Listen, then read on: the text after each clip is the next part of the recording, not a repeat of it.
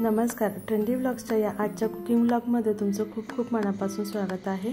आज मी इथं मसूर डाळचं वरण बनवलेलं आहे। नेहमीच तूर डाळ आणि मूग डाळचं वरण बनवतो, पण ह्या वेळेस मी मसूर डाळचं फोडणीचं वरण बनवलेलं आहे।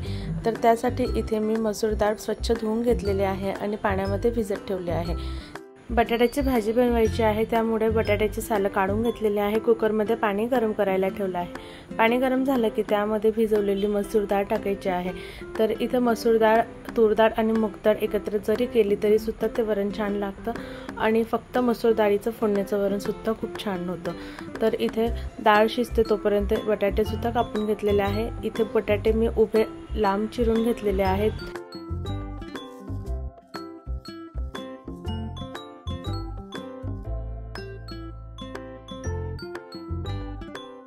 सगळे बटाटे चिरून झालेले आहे। आता त्याला पाण्यातच ठेवलं आहे जेणेकरून ते काळे पडणार नाही। इथे मी कुकरमध्ये जी डाळ शिजवायला ठेवली आहे त्यावर खूप फेस आलेला आहे, तो मी काढून घेतला। आता कुकरचं झाकण लावून 2 ते 3 शिट्टी घेऊन डाळ शिजवून घेतलेली आहे।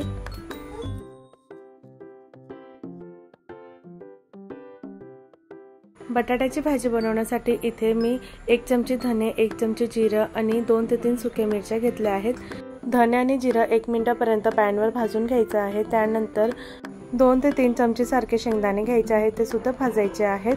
तर इथे अगदी 2 ते 3 मिनिटापर्यंत सगळं साहित्य भाजून घ्यायचं आहे। इथे बटाट्याची भाजी बिना कांदा लसूणची बनवणार आहे, त्यासाठी हा मसाला तयार केलेला आहे। आता लाल सुक्या मिरच्या सुद्धा भाजून घेतल्या की पूर्ण साहित्य गार करायचं आहे। हा मसाला आपण कुठल्याही पराठ्यामध्ये किंवा कुठलीही सुकी भाजीमध्ये वापरू शकतो, पण अगदी मी थोडाच बनवते। जेव्हा बनवायची असते भाजी त्यावेळेस बनवते, कारण की फ्रेश मसाला असला ना तर भाजीला चव छान येते।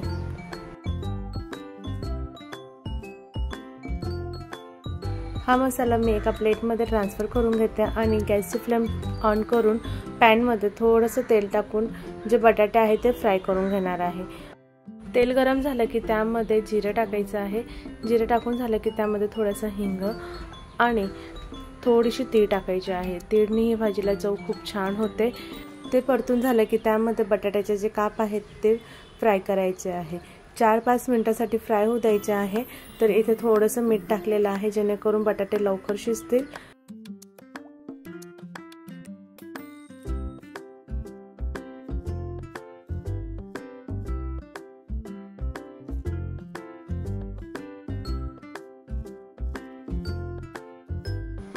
झाकून दिलेला आहे म्हणजे बटाटे वाफवायला जास्त वेळ लागणार नाही। तर इथं हा मसाला पण गार झालेला आहे, याला मी मिक्सरमध्ये बारीक करून घेते। तर एकदम बारीक फाईन पेस्ट नाही करायची आहे, जाडसरच थोडंसं राहू द्यायचं आहे। तर आता हा जो मसाला आहे तो भाजीमध्ये टाकायचा आहे। तर इथं बटाटे बऱ्याचपैकी शिजून गेलेले आहेत। त्यामध्ये मी इथं कढीपत्ता टाकते। आधीच टाकायचा होता पण विसरून गेली। मुलं किचनमध्ये स्वयंपाक करताना सारखे येतात आणि त्यांच्याकडे लक्ष देण्यामध्ये कढीपत्ता टाकायचंच विसरले, तर आता टाकून घेतलेला आहे। आता ह्यामध्ये थोडीशी हळद आणि थोडेसे लाल तिखट टाकलेलं आहे। लाल तिखट आपल्या आवडीनुसार कमी जास्त टाकायचं, कारण की आधीच लाल सुक्या मिरच्या आपण वाटून घेतलेल्या आहेत। तर आता हे मिक्स करून घेते आणि जो मसाला बनवला आहे तो टाकला आहे। तर इथे मी थोडासाच मसाल्याचा वापर केला आहे, बाकीचा उरलेला मसाला मी एका एअरटाईट जारमध्ये स्टोर करून ठेवणार, म्हणजे कुठलीही भाजी बनवली की त्यामध्ये आपल्याला पटकन असं टाकता येतो। आणि मला तर सकाळी मुलीचा टिफिन बनवायचा असतो, तर त्यामुळे मी हा मसाला बनवून ठेवते आणि सकाळी टिफिन बनवायला बिलकुल पण वेळ लागत नाही। पुन्हा झाकण लावून 1 मिनिटापर्यंत वाफ काढून घेणार आहे। आता जो मसाला आहे तो मी इथं जारमध्ये स्टोर करून घेतलेला आहे। बटाट्याची मस्त अशी सुकी भाजी तयार झालेली आहे। आता ह्यामध्ये बारीक चिरलेली कोथिंबीर टाकून गॅसची फ्लेम बंद करून घेते। कुकर सुद्धा गार झालेला आहे। आता इथं मी वाफ काढून घेतली आणि डाळ सुद्धा छानपैकी शिजून गेलेले आहे। ह्यामध्ये मीठ आणि हळद टाकून आधी मिक्स करून घेते। विस्करने डाळ छान घोटून घेतलेली आहे। आता एका कढईमध्ये थोडंसं तूप टाकलेलं आहे। तूप गरम झाले की त्यामध्ये मोहरी, जिरं आणि हिंगाची फोडणी दिलेली आहे। जिरं मोहरी छान फुटली की त्यामध्ये लसूणचे काप टाकलेले आहे। इथे 2 ते 3 लसूण बारीक चिरून घेतलेला आहे। त्यानंतर हिरवी मिरची आणि कढीपत्त्याची फोडणी दिली। ते 1 ते 2 मिनिटापर्यंत परतून घेतल्यानंतर जे घोटलेलं वरण आहे ते त्यामध्ये मिक्स करून घेतलं आणि गरम पाणी टाकून सगळं मिक्स करून घेतलेलं आहे। घट्ट पातळ आपल्या आवडीनुसार कमी जास्त करायचं आहे। इथं डाळ छान उकळून गेलेली आहे। त्यामध्ये बारीक चिरलेली कोथिंबीर टाकून गॅसची फ्लेम बंद करून झाकण लावून दिलेलं आहे। तर आता इथं माझी कणिक सुद्धा भिजून तयार झालेली आहे आणि भाताचा कुकर सुद्धा लावला गेलेला आहे। तुम्ही जर माझ्या चॅनलवर नवीन असणार किंवा पहिल्यांदाच बघत असणार तर चॅनलला सबस्क्राइब करायला विसरू नका आणि बाजूला दिलेला बेल आयकॉन सुद्धा प्रेस करा, म्हणजे माझे नवीन व्हिडिओचे नोटिफिकेशन तुम्हाला मिळेल।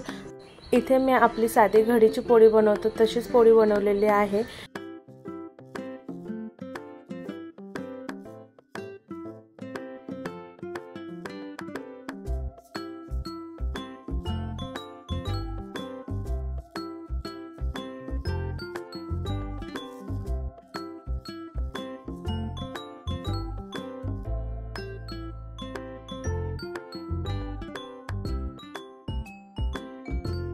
इथे सगळ्या पोळ्या बनवून तयार झालेल्या आहे। आता थोडी वाफ निघते की त्यानंतरच मी पोळीचा डब्यामध्ये ठेवते। तर इथं एका रुमालमध्ये मी पोळीचा डब्यात ठेवते, म्हणजे ते जास्त वेळपर्यंत गरमच राहतात। तुम्ही पण या पद्धतीनेच करतात का मला नक्की कमेंट करून सांगा।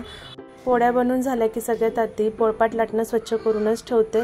इथं ताट सुद्धा वाढून तयार झालेला आहे। तुम्हाला आजचा कुकिंग व्लॉग कसा वाटला मला नक्की कमेंट करून सांगा। व्हिडिओ आवडला असेल तर नक्की एक लाईक करा, सबस्क्राइब करायला विसरू नका। लवकरच भेटू पुढच्या व्लॉगमध्ये। थँक्यू।